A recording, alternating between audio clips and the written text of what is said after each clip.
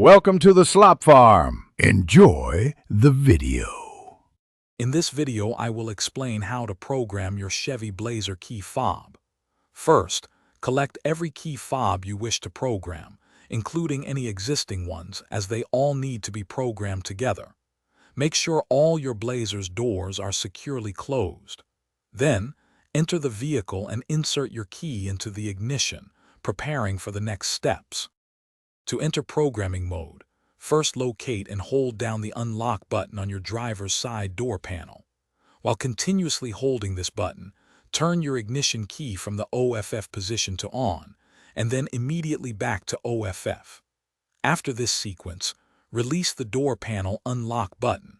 Your vehicle's doors should then automatically lock and unlock, confirming it has entered programming mode.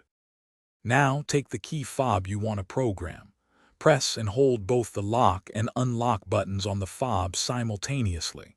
Continue holding these buttons for up to 30 seconds, or until the vehicle's power door locks cycle once more.